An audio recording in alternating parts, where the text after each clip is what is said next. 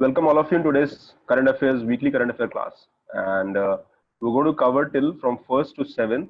This is the period of the current affairs that we're going to cover, and here we have taken Hindu and other newspaper also have been. We'll try to cover each one of them. Now, what are the topics that will be covered today? The first is MSP raised for Kharif crops. So we'll try to understand the concept also and the news related to that as well. Time to discontinue subsidy on electricity for farmers. India's rating has been downgraded, so we'll understand. PM Swanidhi, okay, what is it? PM Cares, again in news. Problem of interest rate differential in India, so this has been in discussion past few days. There is a concept of social stock exchanges, जैसे आपके normal stock exchange होते हैं, okay, where you invest in the market. Similarly, we have social stock exchanges, so that is also in the news. Then there is a Antifa movement that is going in USA. Again, we'll understand what this Antifa movement is और उसकी history क्या है. Right now, the problem in the Ladakh, where India and China are, there is a controversy related to LAC, that is line of actual control. So we'll go in little in the understanding of this. Then the WHO, India has just got chairmanship at WHO, so we'll understand this. And then there is a Changpa tribe of Ladakh, which is also in news. So these are the areas. Now focus. Many of these topics are relevant for the prelims examination also. So your objective is to study from prelims point of view as well. Now let's understand MSP raised for Kharif crops. So what are Kharif crops? Kharif crops are, they are summer crops. Okay, and so MSP is called minimum support price. So recently, Cabinet Committee on Economic Affairs, that is CECA. Now, what is this CECA? CECA is the highest, you can say, the strongest committee among all the committees that we have. And Cabinet Committee of Economic Affairs, which means that members of this committee are from the cabinet, and cabinet is the highest decision-making body of the country. Or CECA is headed by Prime Minister, so automatically this is the most strongest committee that we have in country right now. So Cabinet Committee of Economic Affairs has marginally increased the MSP for more than a dozen crops for Kharif season. Okay, so जो coming season के लिए जो आपका start होने वाला next month से. So what is MSP? What is Kharif? That we'll understand. What has done government क्या करती है? तो government announces a concept called MSP, under which government procures, government खरीदती है, government procures from the farmers. Okay, and that procurement is for mainly for, there are 24 crops which government procures. And why government procures? Because government need these crops for their food security. जो आपको ration system होता है, PDS system होता है, and then we have fair price shops, जो कि हम ration shops कहते हैं. So all these ये MSP से government procures it from the farmers, and they give it to it is done by Food Corporation of India, and then it is given to the state, and respective state government at their level, they you can say give it to they distribute more than, there are 5.5 lakh the ration shops are there in the country. Ration shops under control of state government. So MSP is a very important component of our agricultural policy. And why it is important, you need to understand that through MSP, government's objective is to give income security to farmers at first level. And the second is MSP is also a process through which government ensures that their buffer storage, जो उनके पास जो buffer storage है, that is also full. So every time, every season, they come with a price. Now, what government has done? MSP has been increasing the range of 2 to 7.5% for the Kharif based on the recommendation of CACP. Now, what is CACP? Commission for Agriculture Cost and Prices. So CACP is a body, and this is a body which recommends the Cabinet Committee of Economic Affairs कि आप इतना price रखो. Okay, so this is Commission for Agriculture Cost and Prices. The increase in MSP is in the line with Union Budget 2018-19, where MSP is supposed to be at the level 1.5 times of the all India weighted average cost of production. Yani MSP ko, what should be the MSP? That is based on a scientific formula. We'll understand what that formula is. Currently what government has done, from a farmer's point of view, let's say farmer produces rice, and his cost of production at rice is, let's say, 600 rupees, or let's say 1000 rupees per quintal. So government is going to put it 1.5 times, which means government will put a price of 1500. So you can see automatically farmer has a security of 50% extra than their cost of production. Now, what is the issue here? The the rise is very small, 2%, 7.5%, so it is not much difference. Also, there is a feeling among economists that अगर आप MSP बढ़ाते भी हो, then how many farmers do get benefit? Now, let's go understand the very structure of India's economy and from agricultural point of view. If you try to see India's agriculture, around 88% of the farmers in India are small and marginal. Okay, so 88% of the farmers are small and marginal, which means these farmers do not produce surplus. इनका land छोटा होता है, less than 2 hectares, and they do not produce surplus. जो surplus produce नहीं करेंगे, so naturally they cannot sell in the market. So we can say the rest 12% of the India's farmers, they are the beneficiaries of the MSP. Now government is ensuring that we will give you higher price MSP. So we have just 10 crore, maybe 12% of India's farmers, the big farmers, the medium farmers who can sell their item in the mandis, where the Food Corporation of India procurement karta hai. So it is said that it will not make much of a difference unless there is a large scale government procurement in most crops of MSP. Now here government has said that we'll do it for dozen crops, though there are 24 crops जो MSP system में आता है. Now all these facts are very important, like CACP is important from prelims point of view. Then this Cabinet Committee on Economic Affairs. So when you read, also try to look which questions can come from prelims point of view. Kharif crop क्या है? Kharif crop are the crops which are grown during the monsoon or rainy season, that is from June to October. So examples are paddy, this is rice, and cotton. So ये example है Kharif crop का. So what is MSP? Quickly, MSP is the rate at which government buys grains from the farmers. The reason behind idea of MSP is to counter price volatility of agricultural commodities due to factors like variation in their supply, lack of market integration, and information asymmetry. So what government does that farmer ko we assure, we tell to the farmer, don't worry, we'll purchase your item. You don't have to run in the market, because market is based on the demand and supply concept. Market में जो भी सामान खरीदोगे या बेचोगे, that is based on the demand and supply concept. So farmers don't have to worry about the vagaries of the market. Market में क्या चल रहा है? And here government will ensure from their level that they get the right price. So MSP is basically has two major objectives. One is to ensure food security for the country, because that will motivate farmers to produce whatever we are needing. The second part is it is also ensuring income security to the farmers, because farmers को हम जो price देते हैं, that price is 1.5 times of the cost of production. So 1.5 times of the cost of production, which means farmer is secured about the income. Fixation MSP is fixed on the recommendation of CECP that we already discussed. MSP is usually bestimate. Now remember, what is MSP and how do we calculate MSP? So let's say you say that for 1200 it is for wheat. I'm just taking an example. It could be 1500 also, I do not know. We have to check the Ministry of Agriculture website. So MSP is usually estimated based on three types of calculation. First is A2. What is A2? Under which here MSP is set 50% higher than the amount farmers spend on farming, including seeds, fertilizers, pesticides, and labor. So these are the input costs. So which means input cost of the agriculture.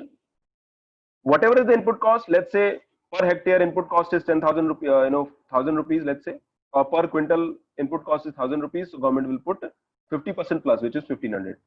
But remember, there could be other costs as well. Let's say there is a farmer and there is a son of the farmer, okay, and then there are 3 laborers who are working. Now here we have considered the labor cost and the other cost, seed, fertilizer. What about farmer and son? Because they are also working in the field, right? So we have a new concept called A2 plus FL, a second concept, A2 plus, which means A2 plus assigned value of the unpaid family labor. So people in the family, if they are working on the field, so their unpaid family labor is also taken. So let's say I'm a farmer, I work on in my own field. So my income or my daily wages will also be considered in that MSP. So that is the concept of the previous one, the input cost plus the labor of the family. The third is C2. What is C2? It is the highest level. It is apart from A2 and FL, estimate land rent and the cost of interest of money taken from the farming are adding at the top of A2 and FL. So A2 and FL may we add what? The cost, land rent. Now naturally land is of the farmer, so but we still assume, because land is a, let's say you're using somebody else's land, so you're paying rent, right? In case, so let's say you are absentee farmer and you're giving land to the tenant, so there is a land rent.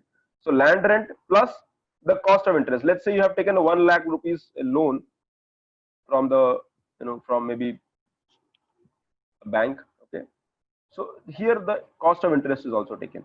So this is called C2. So there are three formula: A2, A2FL, and C2. So government has considered this price. Okay, so and the demand by the farmers lobby is to consider C2 price. So that is how we calculate. Okay, so Ajit has a question, sir. Did not understand A2. Ajit, A2 is very simple. Try to understand. A2 means let's say I'm a farmer. So what is my cost of agriculture? So all the input costs, my seeds, fertilizer, pesticide, and the labor. So land is mine, of course. So all the other cost is considered under A2. Farmer को क्या क्या चाहिए? Seeds चाहिए, fertilizer, pesticides, and labor. In FL, their all family labor is also taken, and C2 adds the loan part as well. Okay. So C2 is the input cost of agriculture, FL is the farm labor, and C2 plus land rent plus the cost. Okay, so you read this properly. After the class, I'll share this PDF. It's still the problem persists, you can discuss with me. So this is the three formula of the calculation of MSP. Okay, so Sajal has a question, sir. If there is an A2 and FL, then the disguised unemployment is getting paid. Well, see, Sajal, again, it depends on the farmer, right? Why would farmer employ extra person? Farmer will employ less person, right? Farmer will not employ person, will employ person only if they feel it. So disguised unemployment is something that we are not considering here. Maybe that is a different concept. We cannot assume that there is a disguised unemployment. We are just assuming whatever is the labor cost, we are adding that. So labor cost, the extra labor, and the outside labor. So this is called MSP calculation.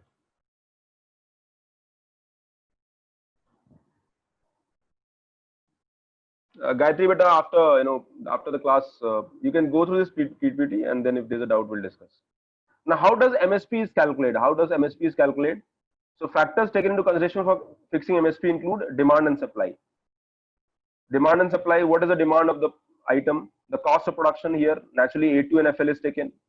Price trend of the market, both domestic and international market. Okay, so what is the price of any item based on demand supply, of course. Intercrop price parity. For example, you are doing wheat, and instead of wheat, you're going to rice. Now, in wheat, you had X income, and if you want to move to rice, because maybe government is saying so, here again government will have to ensure that you get X income. So that is intercrop price parity. You try to bring the parity of the crops. Terms of trade between agriculture and non-agriculture. Minimum of 50% of margin over the cost of production, which means whatever is the cost of production from the farmer's point of view, you add 50% extra. And there are other implication of MSP on the consumer of that product. So there are n number of factors which take into consideration. All these facts are very important from the prelims point of view. You can go through and look into it. Okay, so there could be a simple MCQ based on how the MSP is calculated, though they might not go into the technicality.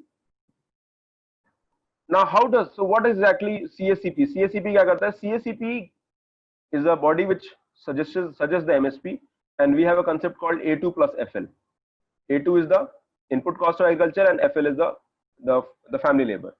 So commission makes a visit to the states, makes an on-the-spot assessment, faces, they go and try to understand the problems, and based on all the inputs, they finalize and put a report and recommendation. Remember, CSCP is a body which will just recommend. The final decision will be taken by the government only. Okay, so then submitted to the government. The government in turn circulates the CSCP reports to state government and concerned central ministries for their comments. So try to understand, this whole process is very democratic.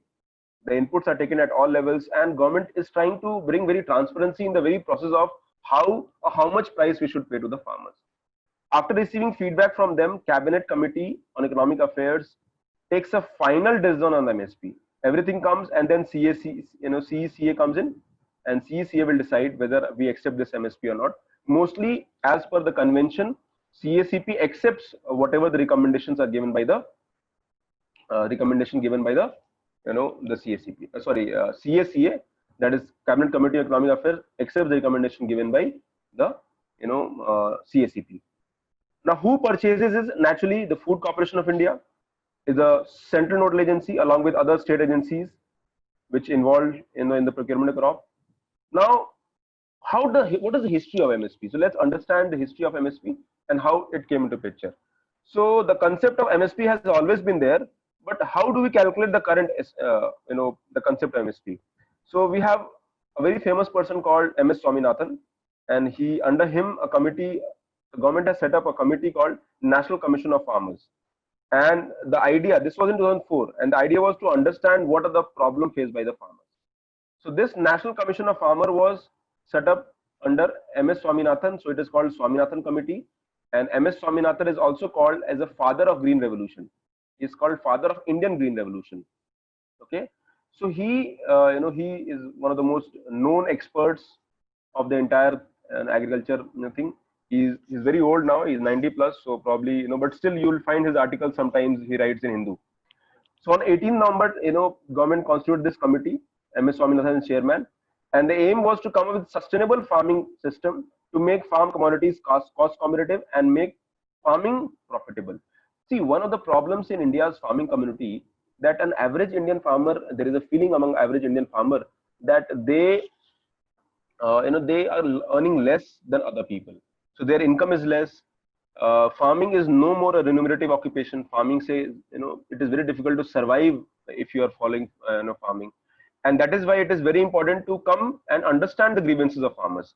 Now, even if you look at the income levels, naturally government is trying to give money to the farmers, but at the same time, now this is a very good concept of MSP where it is directly helping the farmers, and hence almost 12 maybe 12 to 15% of India's farmers, the big farmers, they get benefit of that.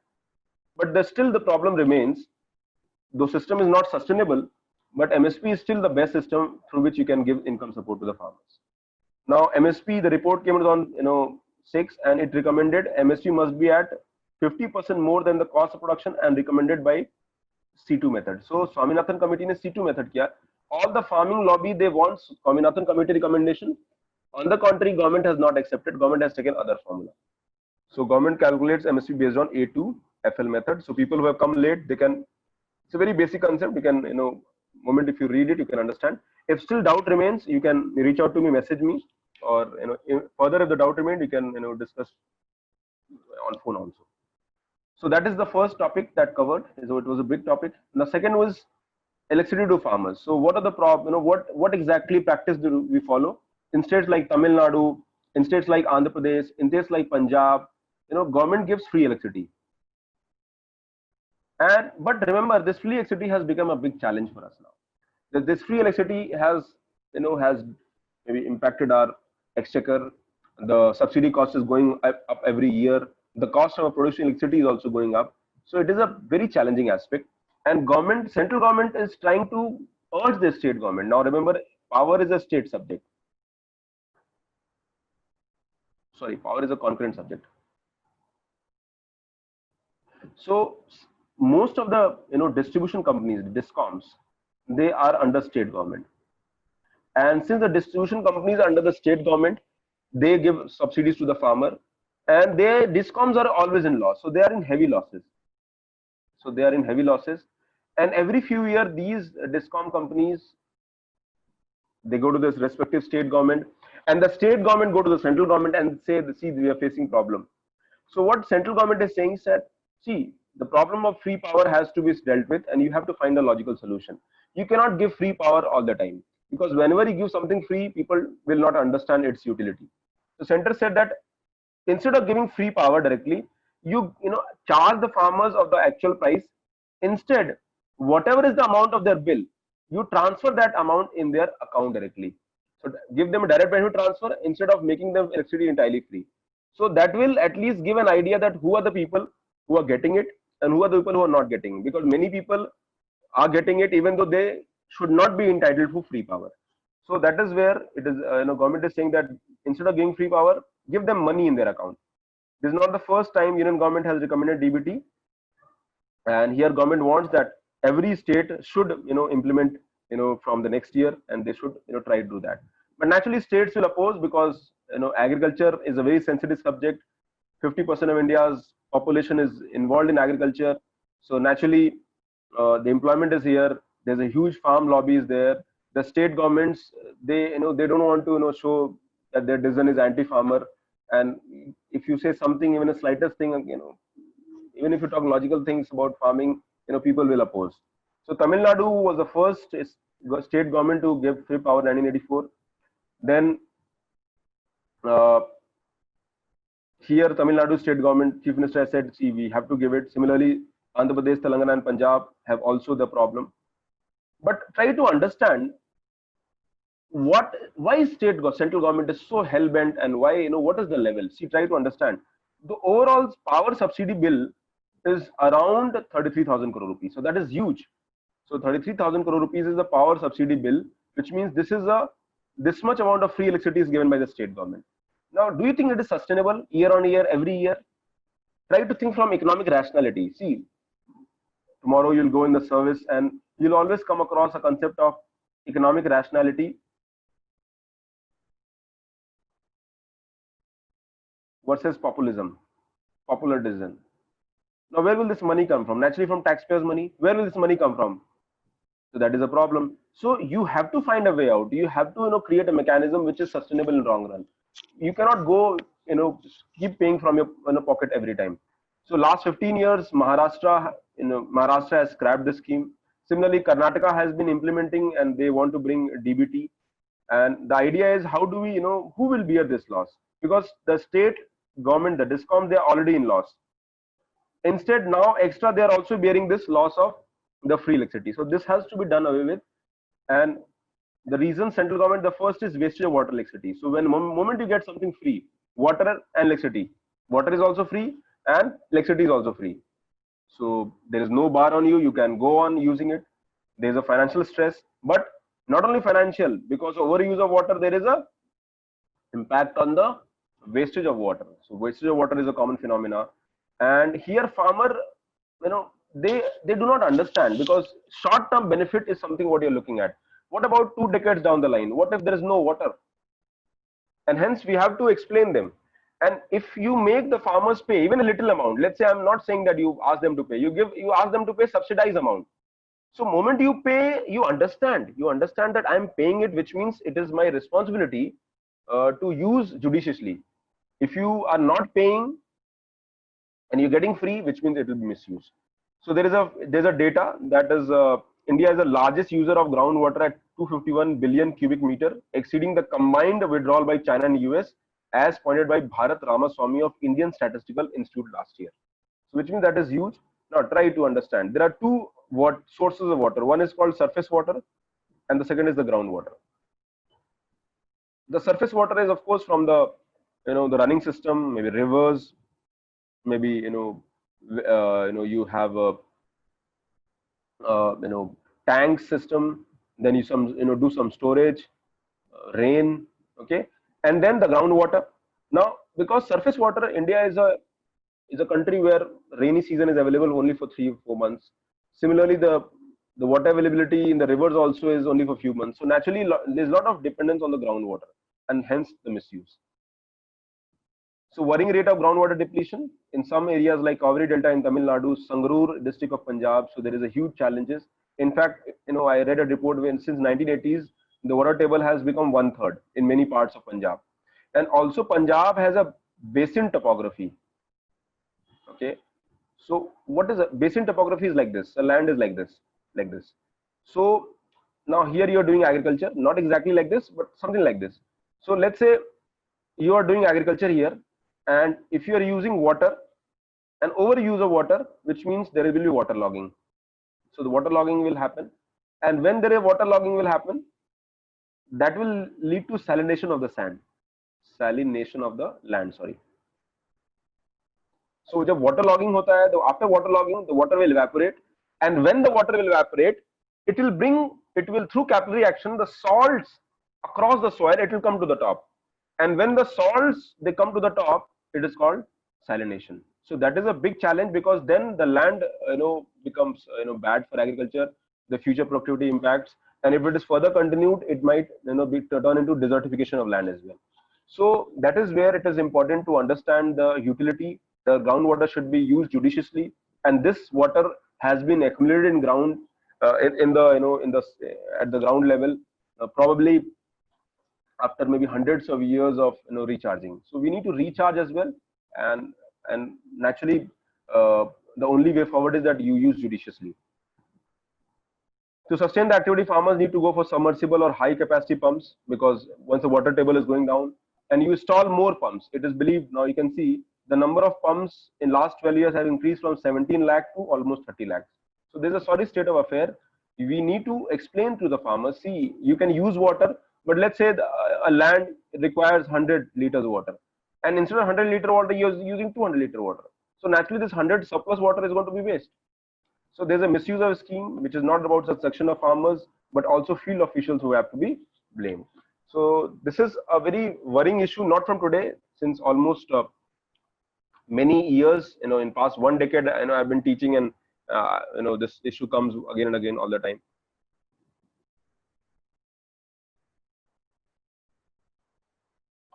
In the absence of meters, now ANTC losses. What is ANTC losses? ANTC loss is called aggregate technical and commercial losses. So let's say 100 unit of power is generated by the power plant, and the revenue realizes of 60 units, which means there is a loss of 40 units. Okay, so 100 unit power, every unit 4 rupees, let's say, but the revenue is coming in 240 rupees, which means 40 unit is a loss. Now this 40 unit can be categorized in two categories. First is the aggregate technical losses and the commercial losses. The technical losses, which means the technical part due to efficiency of the machine, the wire, due to friction problem, due to heat problem. So these are technical part. The commercial loss is based on theft. Let's say this example of theft. So if you do theft, that will be commercial losses. So we can say that huge, in India, the AT&C losses is almost, it is believed that is 1% of GDP. Can you believe that 1% of India's income is lost just in the power? Don't you think it is our responsibility to address this problem? And because the entire process, the DISCOMs, they are in losses. Only the way is to you reduce the commercial losses by reducing theft, by ensuring that, or theft, or you can say subsidy, free power. And the technical part can be removed by technology upgradation, because the DISCOMs are in losses. All the DISCOMs are in losses. They do not have revenue to improve. They do not have a motivation to improve. All these DISCOMs are under the control of the state government, and the state government, because of their petty politics, they are not putting an effort to improve this. So that is a big challenge, and we have to find a way out, through which we have to make it sustainable in long run. That is the objective. So AT&C losses clubbed as a consumption by the farmers. In the absence of meters for these connections, segregation of feeders, metering of distribution transformers, accurate measurement of consumption becomes very tricky. So that is why government has government has come with a scheme also, where they have said that separate the distribution between you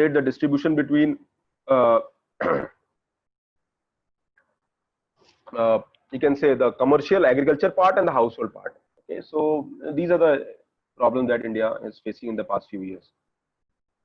Now, who are the supporters of the scheme? Supporters of the scheme say that a lot of people, they get free water through canals. So there is a canal irrigation also in Punjab, Haryana. So there are 5 rivers, okay, the tributaries of Indus. So that is why canal irrigation is a very famous, or you can say very prominent part of irrigation in Punjab, Haryana, Rajasthan, and the neighboring state as well. So because these people get free water from canal, so there is one people who believe that if people are getting free irrigation from canal, so don't you think that free power should be given to people who do not have access to canal irrigation? So that is the one of the contention which is made by the other people. So farmers depend on supplies through canal, get water almost free of cost, but it is also fair that those not covered by canal should also be given free electricity. Okay, so but again, you have to find a middle way out. I'm not saying that remove the subsidy. I'm saying that you have to find a way out. You can give some restrictions, you can give some incentive, you can take some token amount. At the same time, you need to educate the farmers that the judicious use of groundwater is the only way forward.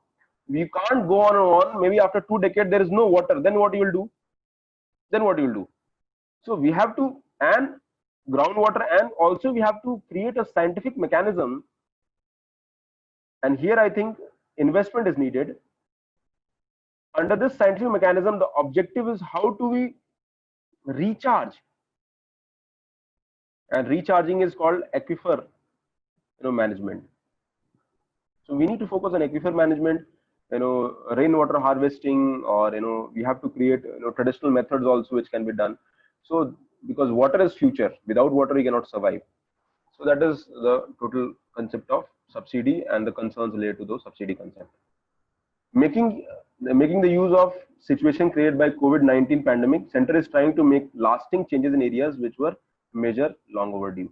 See, this COVID-19 is a crisis, and in this COVID-19, what central government is looking at, central government is trying to revamp many part of the economy, the agriculture, the industry, the markets, the laws, the land, the labor, all these. There's a huge spectrum of reforms which government is looking at. You must have heard about the Prime Minister's call for Atmanirbhar Bharat.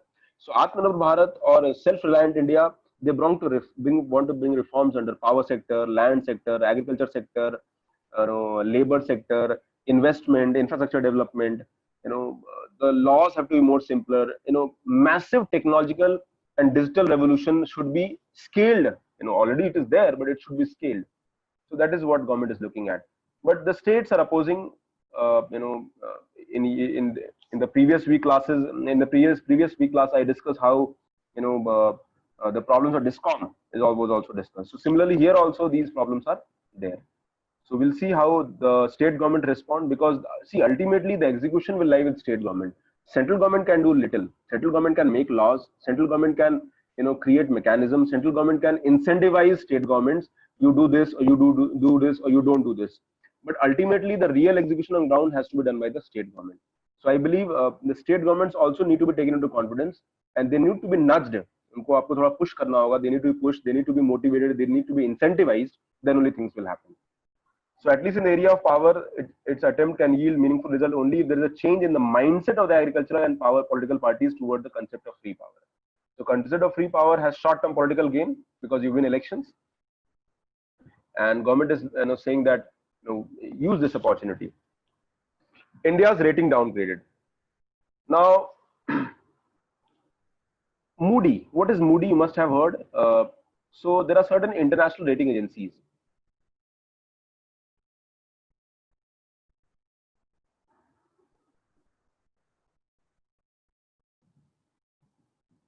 Moody's, Standard & Poor, Fitch.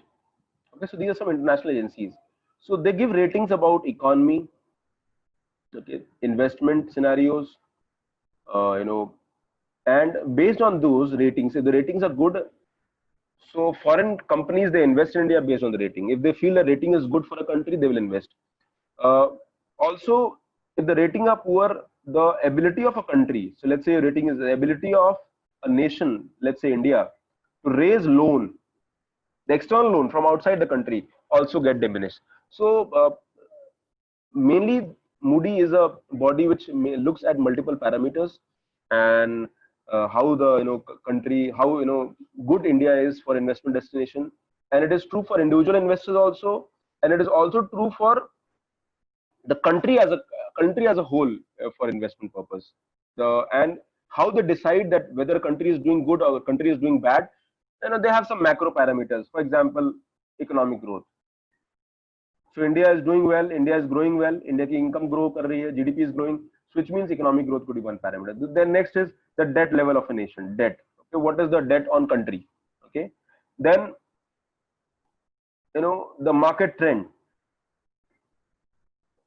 Okay, inflation, the stability of the banking system, RBI, bank system. So n number of factors are taken into consideration, and that is how Moody will decide. So what has recently has happened, that Moody has, rating agency Moody Investor Services has downgraded India's sovereign rating. Now sovereign rating means country's rating, country's investment rating, from Baa2 to Baa3. Okay, so what exactly? Let's go a little in the history. So earlier India had Ba2. This was low level. it improved to BA1 2003, then BA3 2004, then BA2 in 17 it got improved, then again it came down to BA. So we have reverted back to the old rating which was before 2017. But why there's a concern for this rating, and that is a question that we need to understand. The rating agency said that India is going through reform, but there is slow reform. They're saying that India's policy effectiveness is weak, and we are expecting slow growth in the future. And because of this COVID pandemic, the problem has become more real now. Okay, so they have downgraded in the context of coronavirus pandemic. However, it was not driven by the impact of the pandemic, but definitely the pandemic has impacted the India's business, the India's future. So what BA3 is the lowest investment grade, which means among the investment, it is the lowest rating. And if you go just one level below, it will be a junk rating. India will get a junk investment grade or non-investment grade. So that would discourage foreign people to invest in India. So we, that got improved in November 2017, but again it has come down. What are the forecasts? They say that India's real GDP growth will contract, which means in this year, which is currently going on, India's GDP will be negative by 4%. So you can say India is going to go in a recession. Okay, due to the shock of coronavirus pandemic and related lockdown. Again, the question is that how India revives. Now, unlockdown one is going on, right? Unlockdown one is going on. So recovery, there are various ways. Recovery kaise hoga? Recovery could be V shape, it could be U shape, it could be Z shape, it could be L shape. So n number of discussions are being made. These grades, okay, Preeti has a question. So what are these grades? These grades, they have just numbers like A, B, C rating, right? When you get a grade in the college or school, you have A plus, A, B, B minus, like that. So similarly, they have investment grade. So the best grade is AAA. Okay, so AAA, that is the best grade. So we need to understand these ratings from the context of how it is impacting India's economy. So now it is believed that India will grow, negative 4% in the next year, then 8.7%, and then 6% in the coming years. And it is recently the data also of GDP came that India grew at 4.2%, which is 11-year low. Okay, and the debt, the India's deficit, the government ka deficit hai, it increased from 3.8 to 4.6%. So these are the question mark which has put, and I believe the biggest challenge is of course the pandemic reason. If the pandemic had not been there, then probably things would have been different. Okay, so only time will tell how things move. Let's hope India recovers. Now there is a scheme called PM Swanidhi. Okay, Swanidhi microcredit scheme for street vendors. Now I'll tell you a very small fact which probably you do not know. So our center, one center is in GTB Nagar, and that center is just outside the metro station. So there is a metro gate number 1, and there is a metro gate number 2. Okay, so we are close to gate number 1, but between these two gates there are around 200 street vendors who operate. Okay, in a normal situation, because the GTB Nagar and Mukherjee Nagar is a college area. There are institutes, there are PGs, there are the DU is just nearby. So there are 200 average 200 street vendors are there. And I'll tell you a fact of day for yesterday. I went to the center, to get things, some certain things, and you'll be surprised to know there was not even a single vendor, in the between the gate number 1 and gate number 2 of metro station. So that is, so you can imagine the impact it has made. This pandemic, the impact has made to lower income group. In fact, people like us, the middle class people, is also facing the heat. Only people who still are secure are the people in government job. At least they'll get their salary. Even there, DAs have been frozen for future years. But at least they have a job. But what about majority people, the business people, the small traders?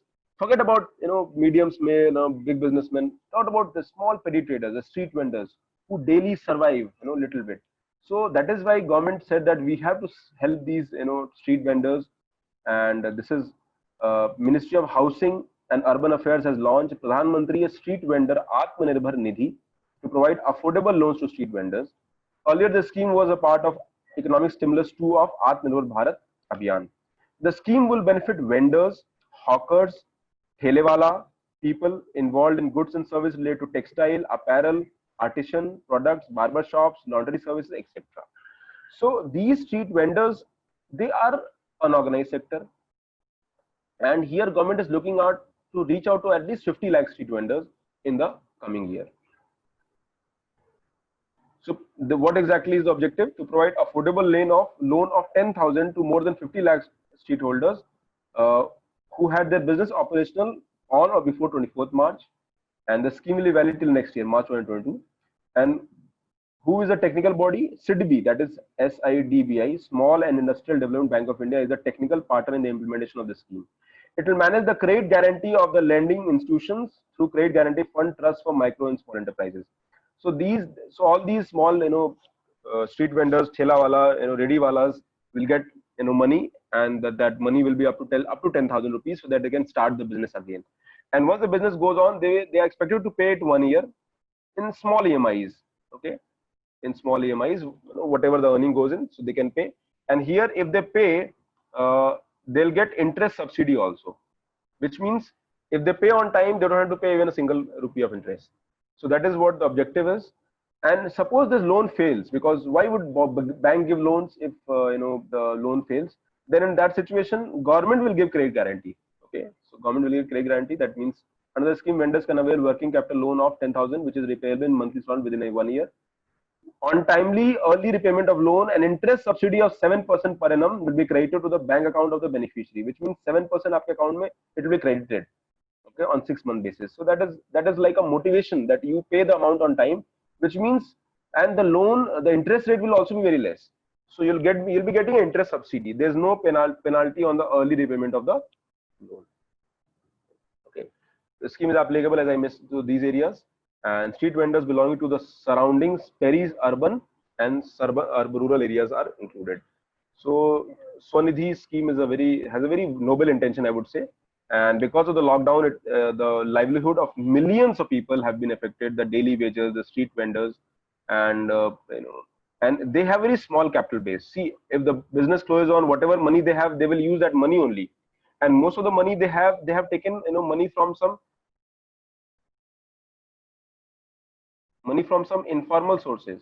Further, they might have consumed their saving and high cost capital during the lockdown.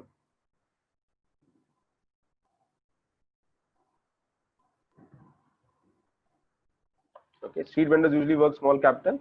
There's an urgent need to provide affordable credit for working capital through formal banking channel to street vendors to help them resume their businesses. So that is the major objective. Again, one thing in news is the PM Cares Fund. So what is PM Cares? So PM Care is a fund under which people are giving for this COVID crisis. Prime Minister Citizen Assistance for Relief in Emergency Situation. That is the full form of CARE. Now, what has happened that a lot of people want to know about how much money has come, and they want to know everything about PM Cares Fund. So they have a tool called Right to Information, but Right to Information is not applicable here. Because PM Care Funds had been created under a concept called not a public authority fund, but rather it has been created under a concept called public trust, which means if you want to know the fund, it is not applicable under RTI Act. So what exactly PM Care Fund was to accept donations and provide relief during COVID pandemic. PM Response Fund came in the backdrop of RTI query filed to know how the fund trust deed and all government orders were asked. PM Cares is not a public authority, and here under Section 2 of RTI Act, it is not necessary for government to provide the information.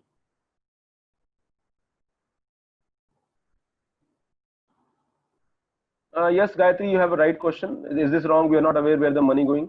Well, for that we need to understand. See, auditing will happen. It's not that money will not. Auditing will happen, but this auditing will not be in public domain.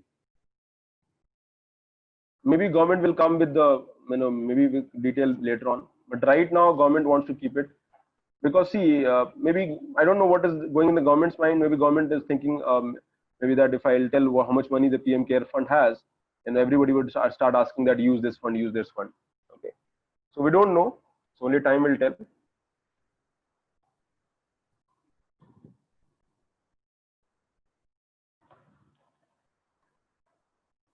Okay, ambiguous nature of, there's one more fund called Prime Minister National Relief Fund. So what is Prime Minister National Relief Fund? Should it be under RTI Act? Again, the question comes in that there have been various judgments. So Central Information Commission has directed PMNRF to disclose information as well as Delhi High Court's order. But another bench of the High Court said that it is not a public authority, so you don't have to give the information. So there have been a confusion under the RTI Act as well. So we'll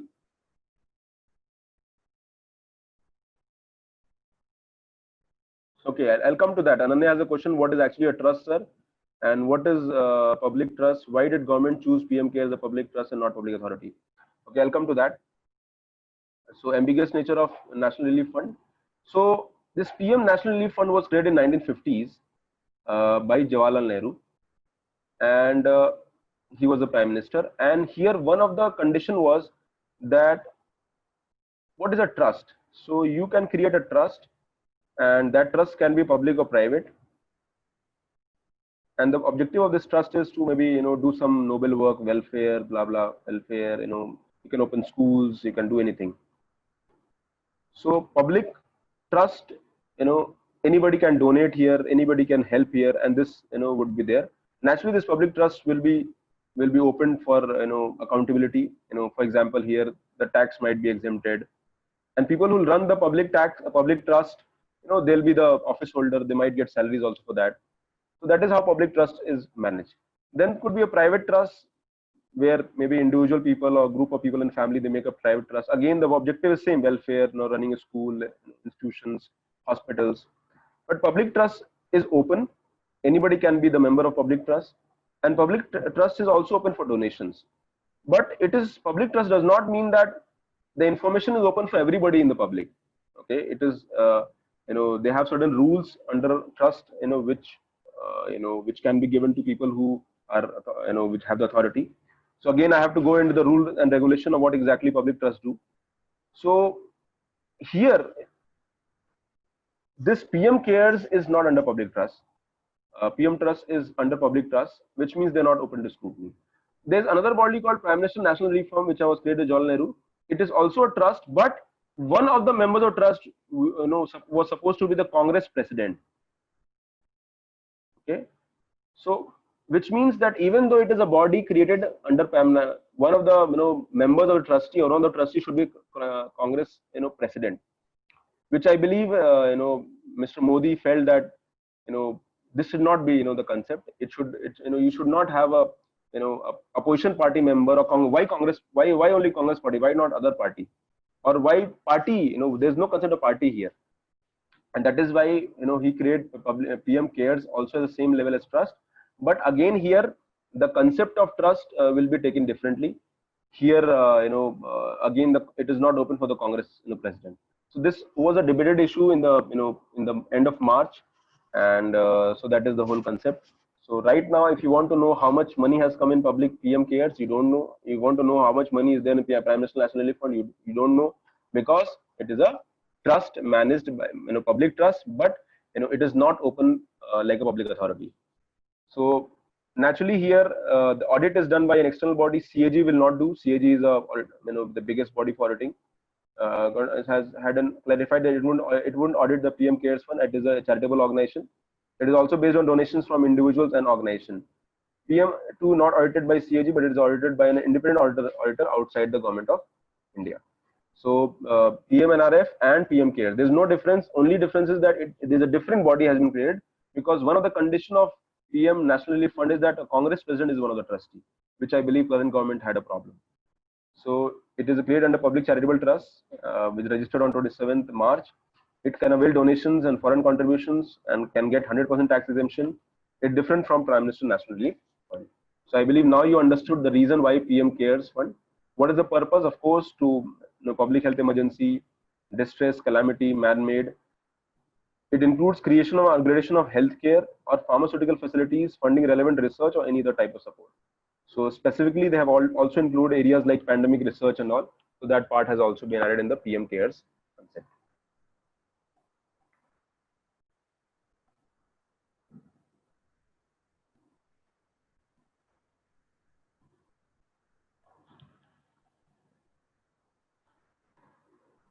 So who are the members?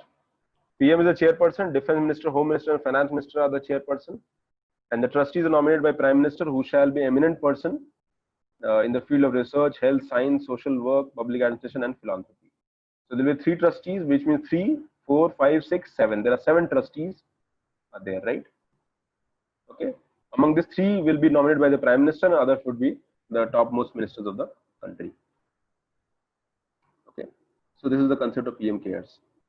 The problem of interest rate. Now, there has been a lot of discussion in terms of interest rate. So the interest rate, what are interest rates? The loans which are taken. The loans could be short term and could be long term. Now, the long term interest rates are higher. And why long term interest rates are higher? Because of the risk.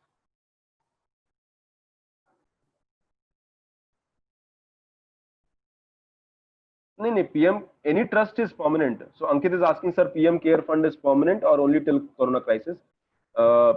PM Care Fund is, of course, it's a permanent. Trust is a permanent body, right? You can close it, of course, but now objective is, of course, to to run until the time. So loans, short term or it could be long term.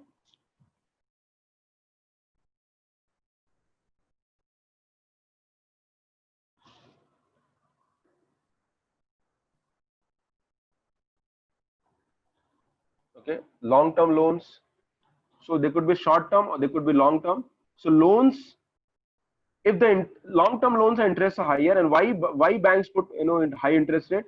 Because banks feel that there is a risk of the bigger loans, and also because of the high risk, there is one more problem that, and they put a concept called tenor premium. So that causes, so what, let's say interest rate is 6% and plus 1% tenor premium. So which means this is a risk, maybe a security kind of thing, which will ensure that the long-term loan risk can be reduced. So recently there has been problem because long-term loans are mainly for infra projects, roads and all these areas. So long-term loan required long repayment period, and during this problem there is again a high risk. But economically it is a problem. Why? Because banks take money from RBI, and when the bank give money or give loan to other, when the RBI give loans to the banks, they are mainly for short-term period. And here RBI can reduce the interest rate. RBI can reduce the interest rate, but banks are not passing that benefit to the long-term loans, and that is the problem. When RBI is reducing their interest, जब RBI अपना interest rate कम करता है, so banks can reduce their interest rate for the short-term loans, but not for the long-term loan, and that is a problem which needs to be resolved. And why it is a problem, we'll need to understand. RBI cut rates in the hope of making loan accessible to the banks. They are hoping the banks will extend this benevolence to the customer by cutting long-term interest rate. But right now banks are scared. They don't think corporates can pay back, so they are keeping long-term rates at elevated levels despite borrowing at consistently low rates from the RBI. So in the economy, the corporate people have taken loan, and these corporate people are paying high interest rate. And mainly these corporate people are in the areas of infrastructure, maybe road building, or maybe other power sector or other sector would be there.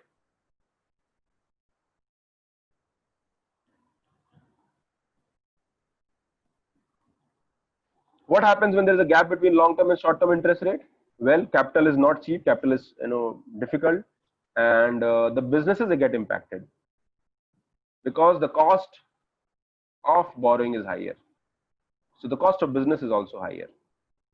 So this is a problem, and there are a lot of payments which are interest rates are linked with short-term policy rate. Now here it is important to understand that how the entire things impact the economy. So there is a very good example of, let's say, infrastructure, road building. So who makes the road? The private people make the road, and then it will be taken by the government. Now the government will make the payment to the private people, but here this payment is linked to the short-term interest rate, and hence, but the road, the private builders have taken money for long term, because this road, building takes a lot of time to make it, and the recovery of loan will also take some time. So that is the reason why there is a concern among the economists and the people involved in these sectors, that in recent time the interest rates are coming down because RBI wants to give cheap credit. When RBI wants to give cheap credit, automatically the interest rates are coming down, and here the businesses will get impacted because their income from the interest rate will come down. It's like I am making the road, I have taken long-term loan, but the payment I am getting from the government is based on short-term interest rate. So my difference of income will be there, and that will be in terms of losses. So even 1%, would be huge, because here we are talking about some thousands of crore, lakhs of crores. Okay. So what happens when gap between long-term and short-term interest rate widen? Capital wasn't cheap to begin with for corporate borrowers, and this migrant crisis also happened. So road construction might still go bankrupt before completing any projects. This because annuity payment from the government are linked to falling short-term policy rate, whereas long-term borrowing costs are both high and sticky. So I'm making road, I have taken loan from the bank for long term, but government is making me annual payment. Okay, जो भी मेरा पैसा लगा है, so government is now taking me annual payment with interest, of course, but my interest rate is linked to short term, so I will be losing money.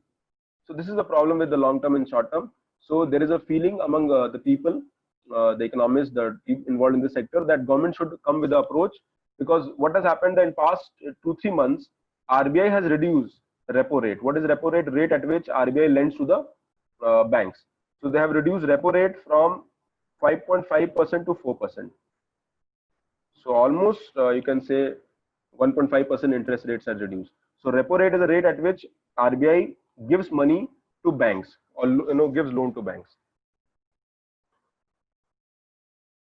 Okay. So there are three basically infra projects are three model. I'll just quickly explain instead of going in these PPTs. One is called BOT model. Second is called EPC model, and third is called hybrid model. What is BOT? BOT का full form होता है build, operate, transfer. So let's say I'm a private company. Let's say I'm PP company and I'm into road making. So in build, operate, transfer, I will build the road. Okay, build the road. Let's say in 2 years I take the made the road. Then I keep it for 10 years. I collect toll, and then I give it to the government. So build, operate, transfer. I'll build the road, operate it for 10 years, and then transfer to the government. And the toll money that I have, through which I will be able to recover money. But there's a problem. What if the toll is not coming as per my expectation? So a lot of people, a lot of business people, or the construction companies, they felt that BOT is not a very good model, because many a time there is a losses. Not every project will give revenue. So government came with another model called EPC model. EPC model is 100% government funded. So here government is giving the money and private is making the road. So that is okay. But remember, government does not have money.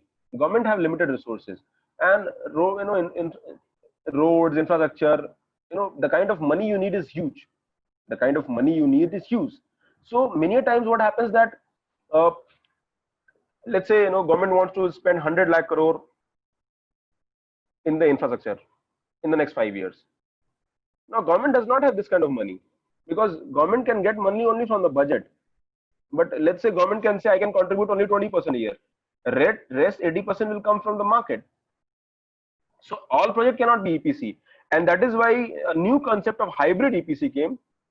A hybrid concept came, which is a mix of BOT and mix of EPC. Here what happens?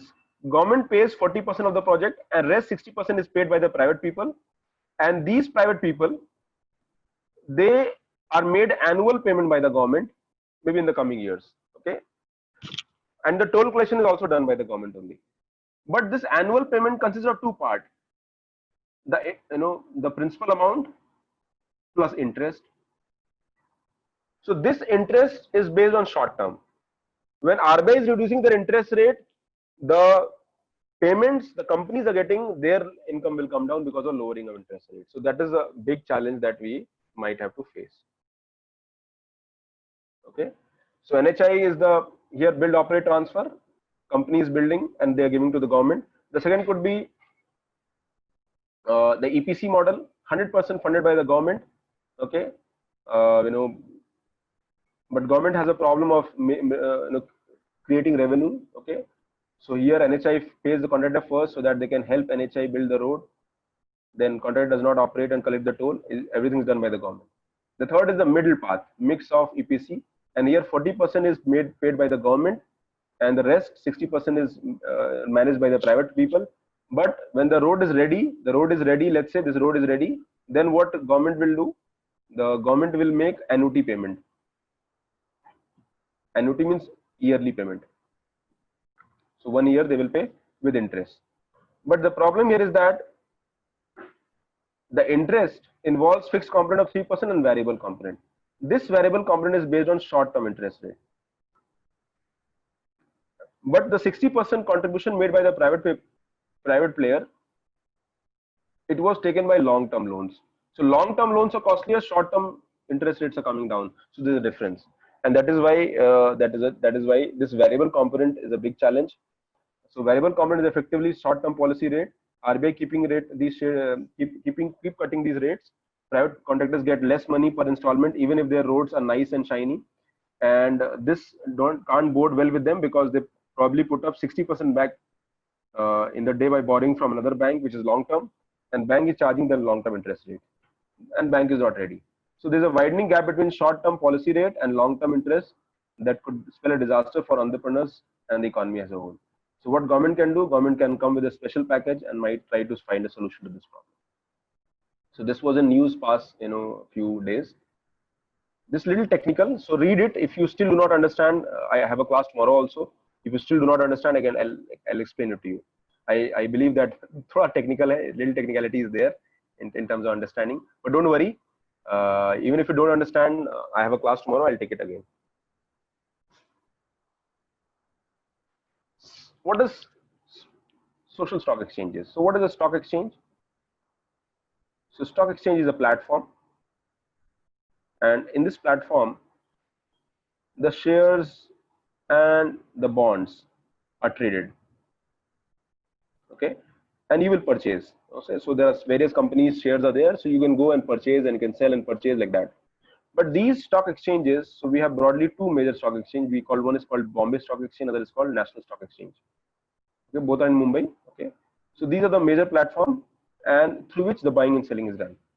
There was one more concept that, but all these companies listed on the stock are mainly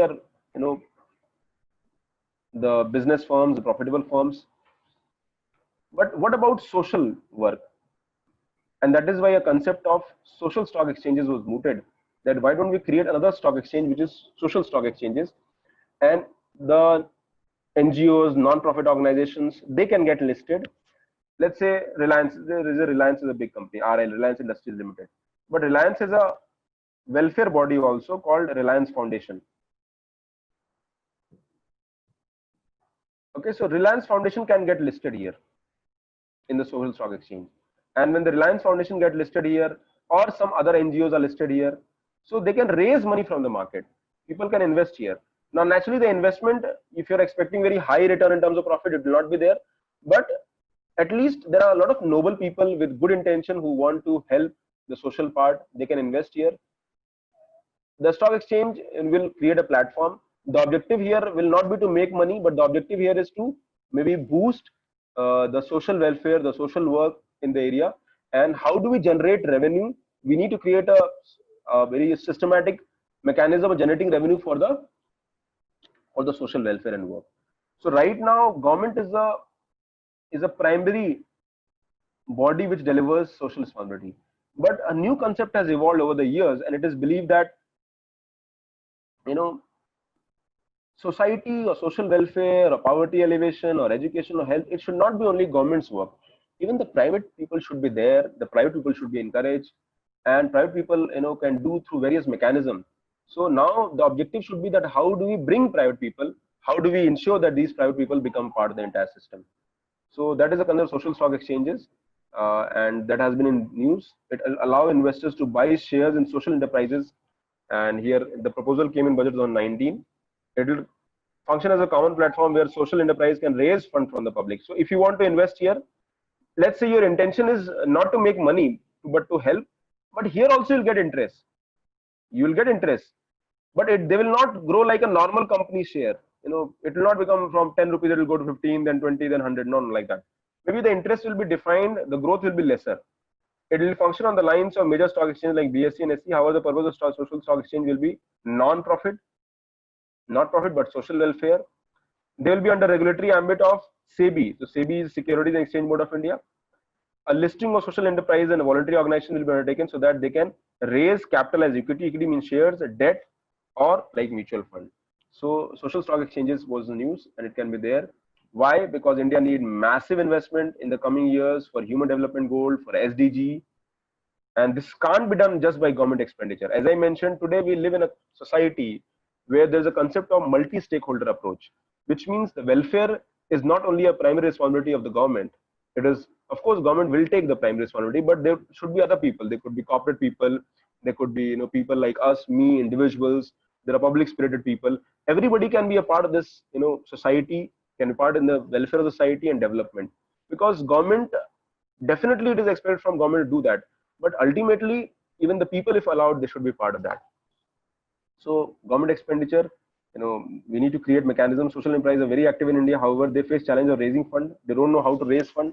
Let's say you have made an NGO and that NGO is good, but raising fund, what do? You run around companies, you go and meet the big business player, you go to the government and government will give you some fund, and that is how it is done.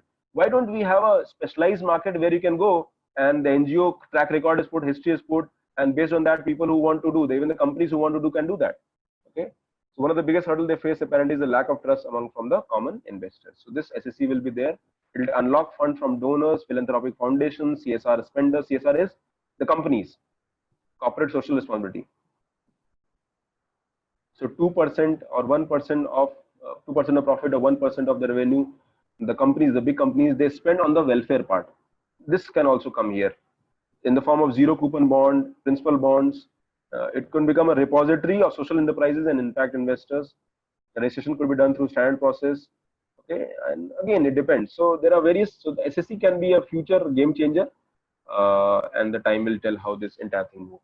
So read it. I believe you will be able to understand. If you do not understand, if there is the concept of market is very clear. Market is a place where you go and purchase the shares. It is a secondary market, it is said, and you can purchase and sell it. Your objective is to make money, but social stock exchanges, on the contrary, will allow and list companies who or firms who have a social objective, who have welfare objective, and they would not run like a normal firm. Now, Antifa movement. Now you must be witnessing this whole, Black Lives Matter is going on hashtag. Okay, and see, USA has been a country where racial issues have been always been there, and racial discrimination has been there historically. At late as 1960s and 70s, also there were so civil rights movement, and then they got entry into the colleges and universities, but still the problem remains. And the death of an individual has questioned the very idea of a nation like USA, which believes it's a modern nation where people are respected and the blacks are getting their due back. There is a reservation for blacks in USA. There's a lot of effort made by there, but I think the present government dispensation has been little apathetic, has an apathy towards these people. So massive protest is going on the death of a person in racial discrimination continue to rock the US, and has announced that alleged far left group Antifa would be designated a terrorist organization by its government. So this body is involved into organizing a movement across, but there have been cases of vandalizing, public property disturbance, looting, arsoning. So these have been happened in many parts of USA in many cities. And he, Trump has said that these Antifa, US president said that these Antifa, which is a far left group, and this left group is responsible. But the problem with the Antifa is that it is a loosely affiliated group of far left anti-fascist organization, and so Antifa is economic for anti-fascist. It is not an organization with a leader, nor does it have a defined structure. It has been around for several decades, and the exact beginning is not known. The term dates as far as Nazi Germany, describing etymology is Antifa, borrowed from German Antifa, or short is anti-fascistische or anti-fascist. So this concept, just need to know at basic level, is a more of movement of activists whose followers share a philosophy and tactics. They have made their presence, as various protests, including Unite the Right rally in the Virginia 2017, and but many people are the members here. They're very secretive. There is nothing is open. Who is operating is not known. They work in a very very anonymous manner, and that is why it has been in. So Antifa members campaign against action they view as authoritarian, homophobic, racist, and xenophobic. Xenophobic is, fear of foreigners. Okay, so naturally, US is going through a very rough period under which we can see the problem.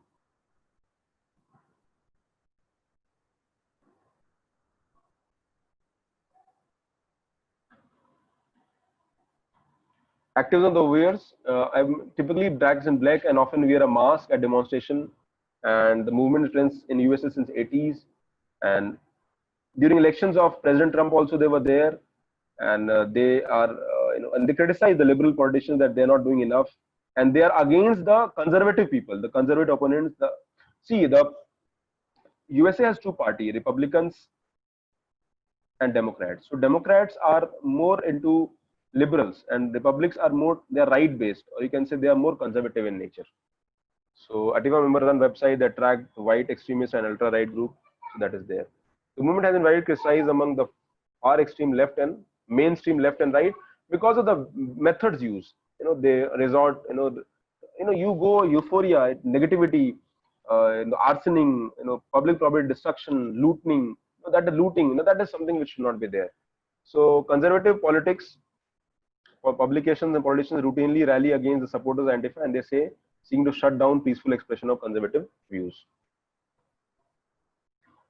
So that complaint completed this concept, Antifa. Now, so what happened in 1962? So China attacked India. Okay, and China had its own claim.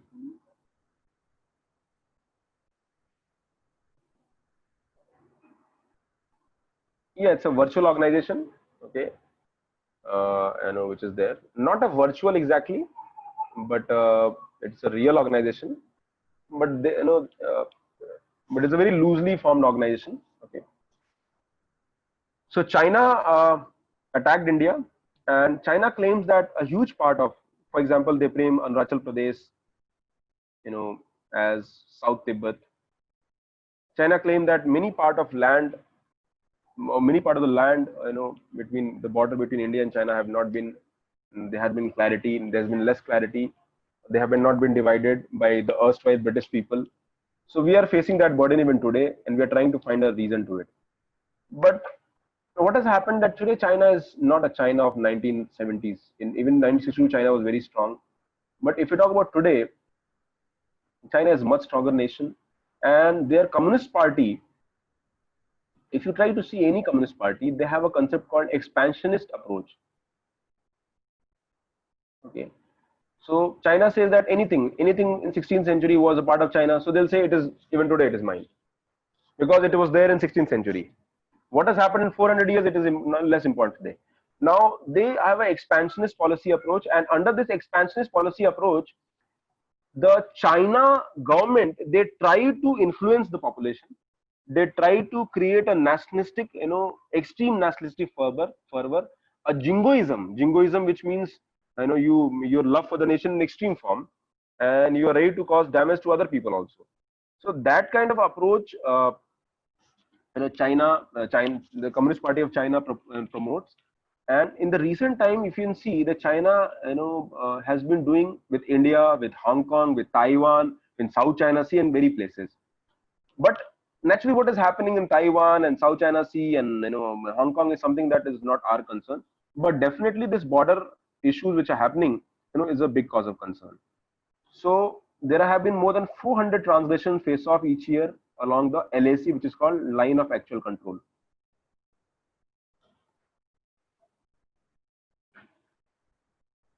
Okay, line of actual control, and recently it has increased. Recently it has increased. So Chinese troops, no, so this LAC is loosely defined. Remember, LAC is loosely defined, and though loosely defined and based on what has happened in the past 50 or 60 years, and there is an accepted view. So this is my area, this is your area. Okay. Now this LAC can be, can be discussed, and we can create a mechanism, and further we can solve. Now mostly what happens, that what is a common formula they use, that the highest cliff will be the dividing line. So that is a common concept that is used. So this is, India, and this is China. So highest cliff is a very naturally dividing line. But what if, China feels that this part is very strategic for them? It can give a better view of what is happening, in other part of the world. So if this is very strategic for them, if this is very strategic, so they will try to say that let's control this part, not only cliff, but let's control this part, which is currently controlled by India,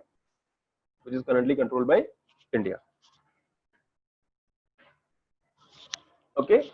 So now here, it's all like, China is strong, India is also strong, but China is maybe stronger. And today China it is challenging USA naturally, so it can challenge India as well. And they are using the entire process. They are using like a bargaining chip, and they know that India will resist. So India will resist, and that is how they will question India. That is how, within, China, they will, try to highlight in their common people. So when there is a problem, you will forget your own problem, and you'll think about, maybe India is taking land of China, like that. And same is true by India as well. So that has to be resolved, and we have, tried to solve this problem by multiple discussions, multiple years. But in past few years, almost a decade or 21st century, these problems have increased.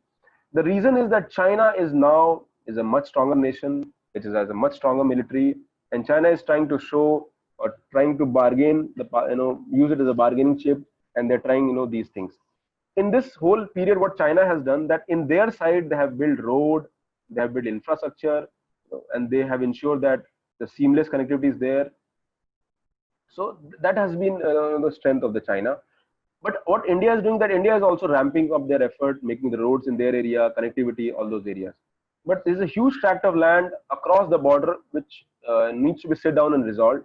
A common practice here is that just, whatever is there with you till now, and whatever is with me, let's make it fair.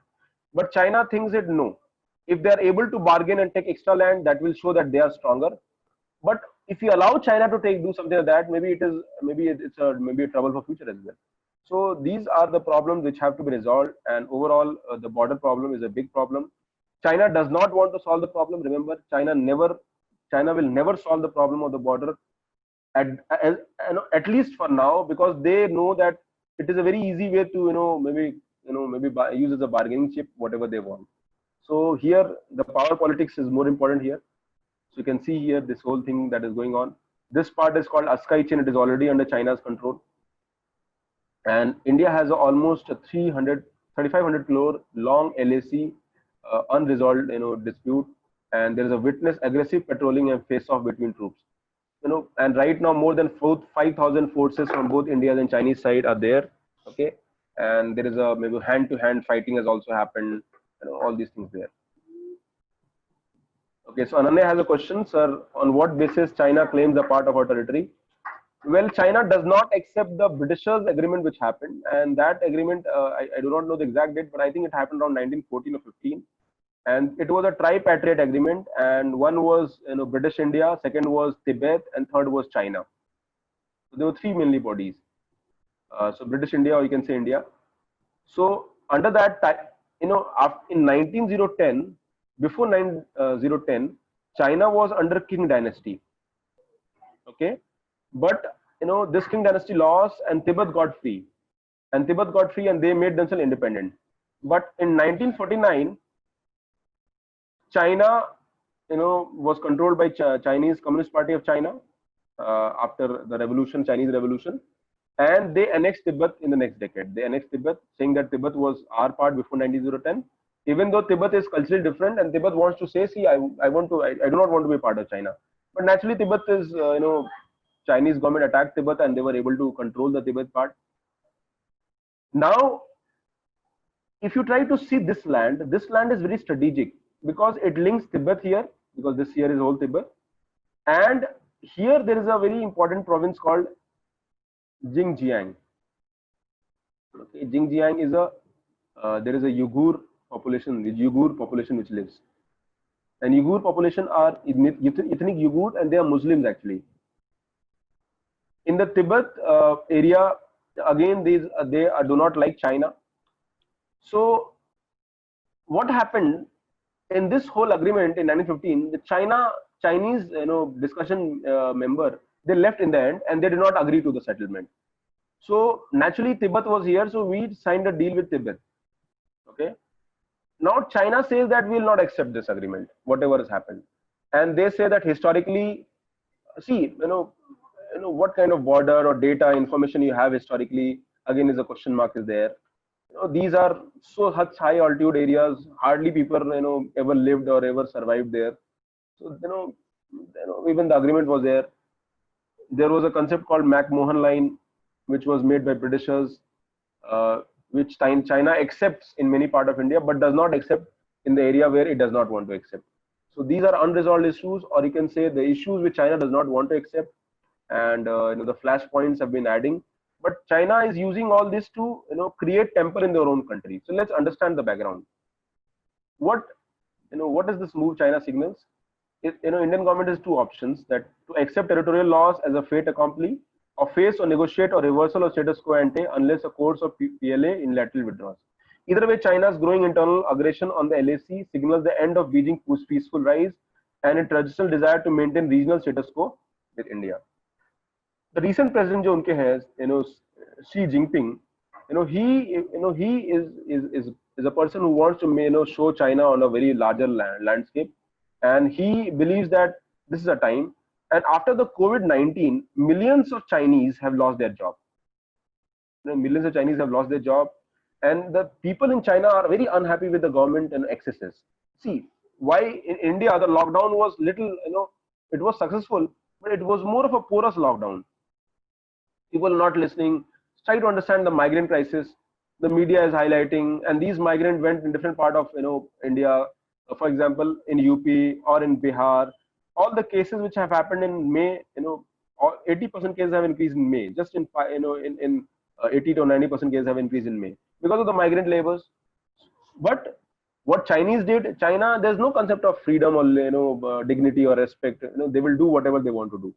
So because of the excesses during this COVID-19 pandemic, people in China are unhappy, and there's a lot of pressure by the community also, like India and other country, what China has done. So, but why this aggression has happened? And there are multiple reasons. The first is statement of India on Askai Chin. So, Askai Chin was an area captured by China in 1962. So, New Delhi's first statement about Askai Chin following Jammu and Kashmir reorganization in August last year had not gone well down by Beijing. So, India says that we will want Askai Chin also be taken. Okay, maybe a statements were made. While not many in India believe that India was serious about taking Askai Chin from China control, Beijing may have viewed as India as upping its ante. More pertinently, clear departure from the past. New Delhi has been carrying out construction of infrastructure project along the LAC. Now, Chinese are already strong. So if India is also strong, so they know that if India is able to make a good infrastructure road, so it will be practically impossible to take back the land. Second is the long-term geopolitical worldview. China is making investment in Pakistan. They have been making investment in China-Pakistan economic corridor, which is very close to this region. China has its PLA troops in Pakistan occupied Kashmir. India's newfound activism in Askai Chin, and the recent PLA incursion is just a counter to maybe the entire thing which India has done. You must be seen that how Article 370 of Jammu and Kashmir has been revoked. So because of that is revoked, so automatically it kind of signals that India is on the track to ensure that we are able to get things back, or we are able to resolve this problem in the India's interest in long run. So these things might have might have irked China, might have made China unhappy. But remember, whatever happens, I believe it's just a flashpoint just to divert the attention from the world, from their own domestic problems, and that is a common approach China always does. It is equally important to appreciate the larger Chinese strategic calculation behind the region's spate of aggressions. You know, China has given up its traditional slogan of peaceful rise. China's under Mr. Xi has begun to assert itself as the next superpower. Over the years, Beijing has perhaps realized that India is not keen to toe Chinese line in the region. Beijing is sending messages to New Delhi to fall in line, a message that will not go unnoticed in smaller capitals like in China to Colombo. So if India gets a message, everybody will be there. But see, things are different now. India is not a India of 1962. India is well prepared, but China maybe are 1-2 step ahead of us naturally in terms of technology, and because of a good infrastructure they have made in the Tibetan side, they definitely have an edge. But nobody wants war in during this period. Nobody wants that a war should happen and we will maybe create mechanism. But these are like more like a pressure politics which China is doing. So I think it is very important for India to be firm and to be able to understand the gravity of the situation. China is not going to solve the problem. It will, whenever they want to pressure India, they will highlight this issue. So these are the, so it's more of a political message which China is giving to us. Chinese leadership is giving to us. While limited, scope, confrontation is cost effective and preferred option by China because it is cost effective. The cost will be less. The ever growing. The conventional war is not possible, so at least we can use this.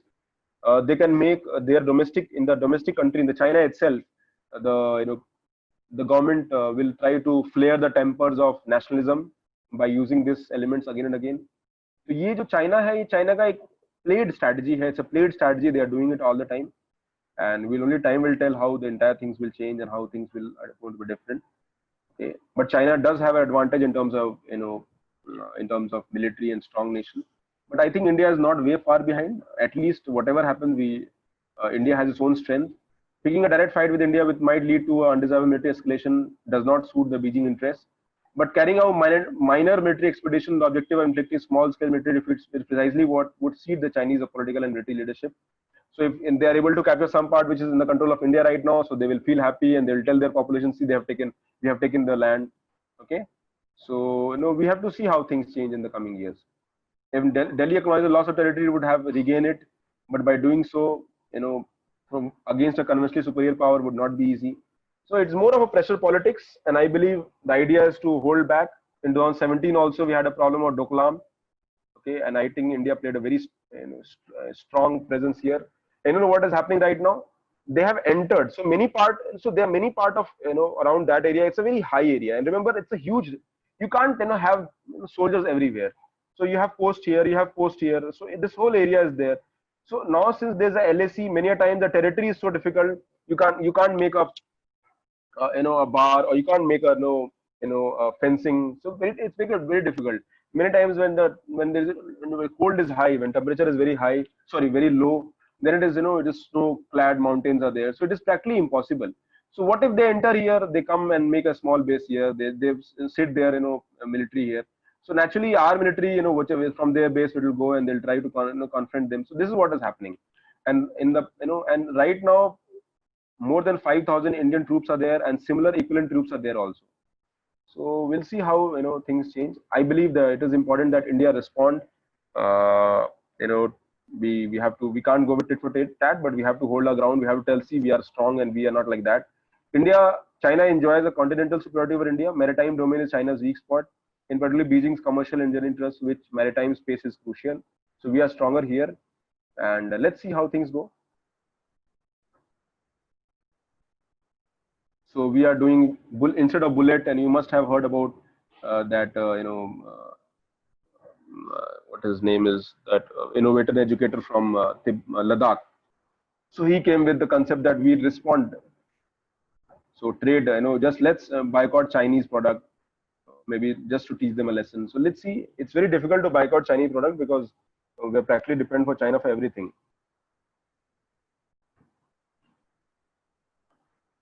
Okay. So only time will tell. So that completes the concept of this China. The second is WHO. So what India has become a chairman of the WHO executive board, and it's a 34-member body, and our the Minister of Health and Family Welfare. He's the chair of the World Health Organization Executive Board. But what has happened? WHO is a organization under controversy between the US and China's, crossfire. Donald Trump has been accusing that WHO has maybe been accomplice in the whole problem of pandemic crisis or this COVID-19, and under the subterfuge or support of China. So maybe probably that is a question. He said that I will withdraw all the fund or money from US membership also.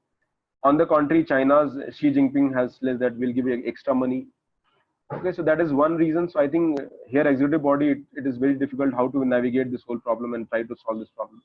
The second would be set pandemic prevention and control as a priority. So India should have 5 elements. Set it, here it is in the interest of everybody. Remember, not only India but China, the whole world. And here, early response of China and WHO to outbreak, can be created, under which we can create mechanism under which we can take response of the China, the information from China, how they have fought the crisis, and maybe the whole world can take a lead on that.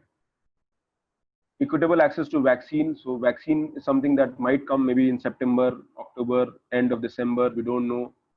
But if the vaccine will come, we are looking at 7 billion vaccines. Okay, so, and here only possibility is that vaccine is open for everybody. Okay, and then there's a Taiwan issues also going on. Here also India will have to find a way out. Okay. So all these things are there. Global ban on the consumption of wild animals. Just read them. And here global ban on the consumption and trade of wild animals, because it is believed that overconsumption of wild animals, see what happened during 1959 to 61, there was a massive famine in China. And because of this massive famine, the Chinese government removed the ban on many of the wild animals. So people started consuming these wild animals. And there is a whole market for exotic and wild animals consumption. Now that consumption could be for meat or for some other item. But remember, these wild animals they are passing the disease and infections from them to the humans. So it is believed that now we have to find a way out. We are impacting the nature, and a lot of disease. 2/3 of the emerging infection and disease now arising from wildlife. Destruction of natural habitat and biodiversity loss must be taken more seriously. And maybe here I think we need to urge the government. So India has its work cut out. Government should seize the moment, and I think it will be a very strong mechanism or maybe opportunity where India can create a maybe level playing field, maybe bring countries together to find solution to this pandemic. But how WHO can respond? Except USA, everybody is positively responding to WHO. So let's see how things go in coming years. So last topic of the day, Changma tribe. So Changma tribe, again, it is in news, and this is news because the Chinese army intrusion has happened, where these Changma tribe, which mainly are involved in the rearing of the goats. Okay, the rearing of goats. They are nomadic. Nomadic, they means they move around herding, and so China has intruded in their area, and that is where the problem is. So Changpa of Ladakh is a high altitude pastorals, raising mainly yaks and goats. And these yaks and goats, so just remember the name. And Changma is tribals, they speak Chenghats, the language of Tibetan, and practice Tibetan Buddhism. So this is very important for culture part. In the prelims we can go through them. What has happened that Chinese army has taken over 16 canals, 2 acres of cultivable land in Chambur, and advanced around 15 kilometers inside of Demchok, taking over traditional grazing pastures and cultivable lowlands. So where this Changma tribe, wherever they used to rear their goats and yaks, China has taken control. So this has related to sharp rise in the death of young Pashmina goats this year in the Korzok Chimbur belt of Changtang plateau of Ladakh. This incursion has destabilized annual seasonal migration of livestock, including yaks and Pashmina goats. Okay. So what is Pashmina? Pashmina is a breed of Kashmiri goat at the high altitude of Ladakh is found, and the wool is very costly. It is made from making shawls, and they survive at even at -20°. They provide wool for Kashmir, famous Pashmina shawls, and Pashmina shawls are very famous shawls, and they're very, very costly shawls are there. Bureau of Indian Standards have recently published an Indian Standards of Identification marking labeling Pashmina not to certify its purity. So Pashmina shawls are one of the most accepted high quality shawls are there. So this entirely, so this whole topics are there. You can read them. If there is any doubt, you can discuss tomorrow. Also, I have a lecture I'll be taking in quality, so we'll take it from here. A lot of the minor details I have not discussed, so you can go through the minor details. The focus is on the macro part only. So that completes today's lecture.